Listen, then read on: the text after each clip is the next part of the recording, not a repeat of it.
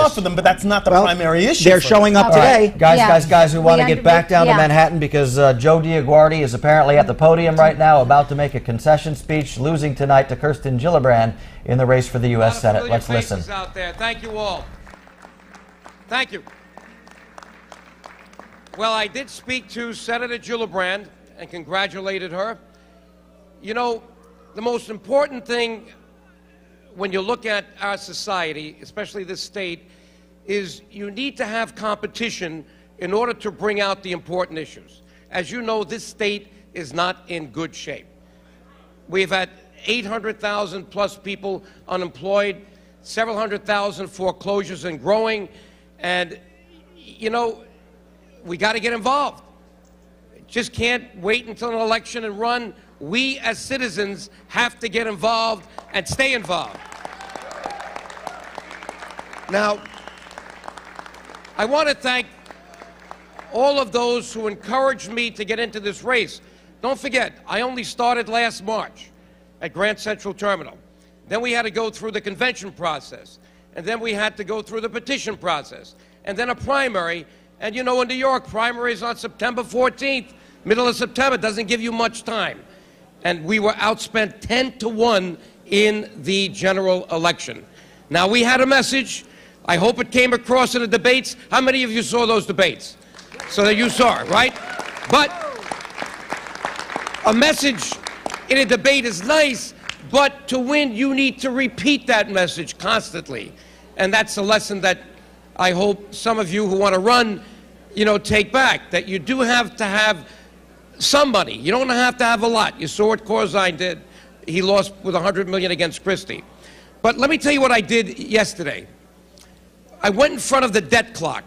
I remember back in 1993, when I wrote the first book, Unaccountable Congress, I got a call from Seymour Durst, the realtor who owns a lot of buildings. He's not with us anymore.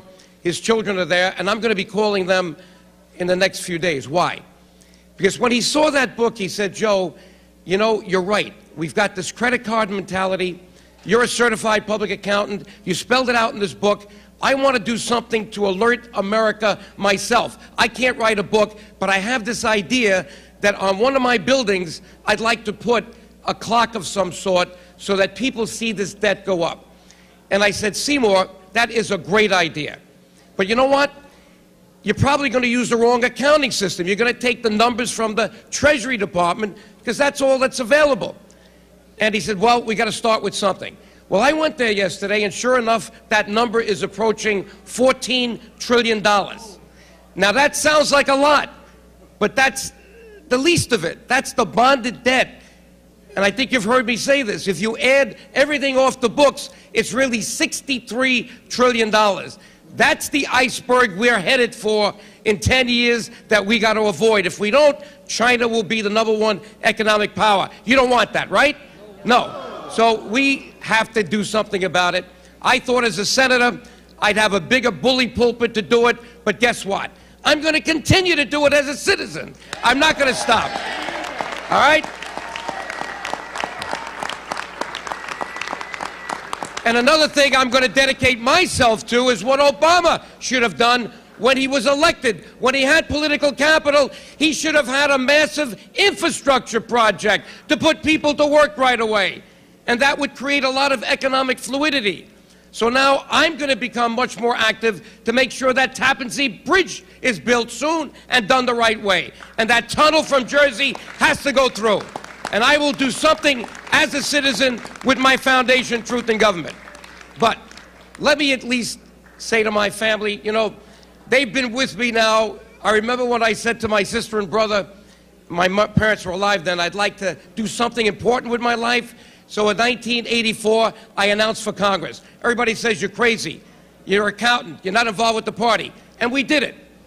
But thank you, Angel and Dick, for being with me back then. My wife, Shirley, my son, John. Kara is not here. She's on the West Coast. And my whole family, thank you for sticking with me. Not easy to run a major campaign when your name is in the paper and the family's calling you. Why did they say that about you? I said, this is the way it is. This is politics. But let's think about this state. This is the Empire State, but it's not quite there. It has been sinking. We all have to worry about the future of this state, and hopefully, I would have at least wanted to see one of the senators a Republican. I mean, let's face it, you need checks and balances, right? We don't have that in the state right now. Let's hope that we get the state Senate to be Republican, because then we'll start having that, right? And I think that's going to happen tonight. And then I understand the House of Representatives is going to be Republican, but let's hope it's Republican by a very big margin so we can get something done. Now, it doesn't look like we're going to take back the Senate, but at least we're going to have a number of seats, whether it's 6 or 7 or 8, and that's going to be important. So, listen, there's hope, but you have to be the watchdogs. If we, the people, are not the watchdogs on elected officials, they tend to get arrogant. And then what comes after arrogance? Corruption. We saw that in Albany. We don't want that in the future. God bless you all for being with me, my family, my friends, my staff, the volunteers. God bless you all. Thank you very much. Joe DioGuardi live here on News 12 Westchester at Hudson Valley. A concession speech, still fiery. Joe DioGuardi, never shy, never met a microphone he didn't like. He certainly is a passionate man about things like the U.S. deficit and making changes. Gentlemen, Mike Edelman, what do you think about his vow to continue fighting even though he lost what looks like 60-40 to Kirsten Gillibrand? I think it doesn't make a difference what he lost to Kirsten Gillibrand by. I think, first of all, everything he said tonight was true.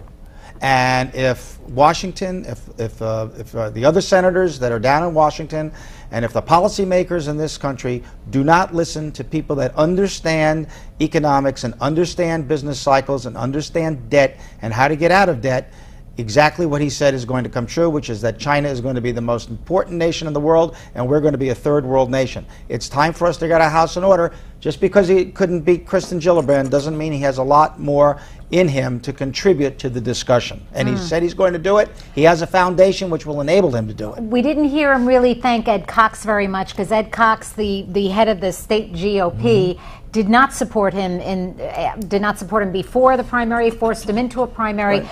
But yet, Joe DioGuardi is almost emerging as the statesman for the Republicans tonight. Is he not? Could he have a party position? Will I don't know about a TV show? maybe Fox will give him his own show. But I'll tell you what, he's a very bright guy. He made the case. Many people weren't listening in New York, because in New York there's a lot of knee-jerk voting for liberal Democrats when it comes to sending them to Washington, particularly downstate. Fact of the matter is, it doesn't negate the truth of what he's saying, and he will be, if I know Joe, he will be around, and we will hear from him in the future. Ed Cox was standing right behind Joe DioGuardi. Ed Cox didn't help. And Joe DioGuardi didn't even mention his name. Well, he shouldn't have mentioned Ed, because don't forget, he had to win the primary against 2 of Ed Cox's selections. He wasn't targeted. He ended up not being targeted by the National Senatorial Committee. Right, so and he got no money from the state. No money. So he was out there by himself. And when he said he was outspent 10-1, I don't know what the number is, he probably spent $400,000 and she probably spent $4 million. And let me, and also, you know, it's 60-40. It's not 80-20 here, Lawrence. I mean, you know, Gillibrand did well, but in a liberal Democratic state like New York, is you almost have to expect that she would get 60%. Right, you would expect it, but at the same time, he is a likable campaigner. He is a hardworking and obviously extremely articulate. And when he was running in the primary, he was clearly the most articulate and energetic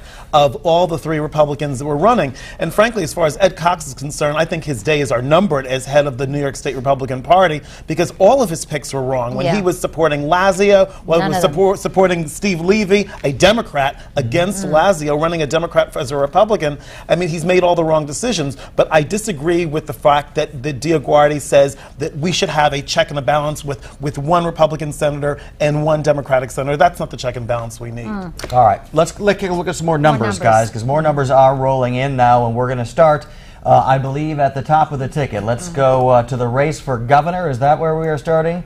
We are. All right. Andrew Cuomo, a big win tonight for him over Carl Palladino. He has already declared victory, though we have not heard from Carl Palladino. Here's the latest numbers now. With 9% of the precincts reporting statewide, Andrew Cuomo at 58% of the vote, a full 20 points more than Carl Palladino at 38%.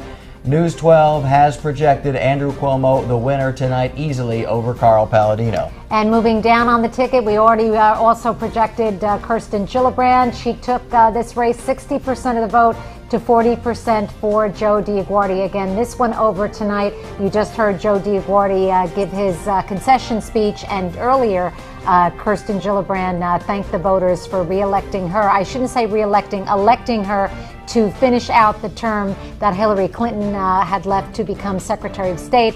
Kirsten Gillibrand was appointed to this seat by Governor Patterson in January of 2009. Now she will finish out the next 2 years of this seat. Another big winner tonight, Chuck Schumer, 63% now for Schumer over Jay Townsend's 37%. Schumer, the projected winner here on News 12, handily defeating the Another insurgent Republican with Tea Party credentials, former Congressman Joseph DioGuardi of Ossining, pulled off another major upset in the GOP U.S. Senate primary. DioGuardi got 42% of the vote in that race. It was a three-way race, while David Malpass got 38% and party designee Bruce Blakeman got only 21%. News 12's Tim Cassidy continues our Team 12 primary coverage with more on DioGuardi's surprise victory. Senator Gillibrand's worst nightmare has come out tonight.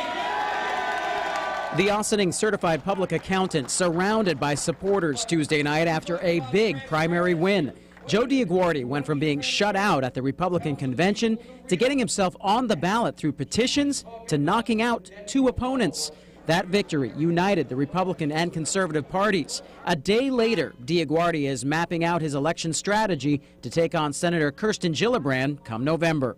I think that who I am as a person, my experience in tough races and in tough debates is going to give me a good edge in this race, especially as she is dropping in the polls with Obama. Gillibrand, who was selected to serve by Governor Patterson 2 years ago, has raised a significant amount of campaign money. But DioGuardi, who served in Congress in the 80s, says campaign money isn't the issue. What Washington is spending every day is. We're spending money we don't have. We're borrowing from countries like China that don't share our values, and we're putting the American dream in jeopardy. And despite the fact Democrats outnumber Republicans nearly 2-1 in New York State, DioGuardi is predicting a political revolution. I think I'm at the right place at the right time, and I think Senator Gillibrand is going to be in real trouble with me. The candidates have less than 7 weeks to square off. Tim Cassidy, News 12. Now another candidate with Tea Party support, outspoken Assemblyman Greg Ball, won by a large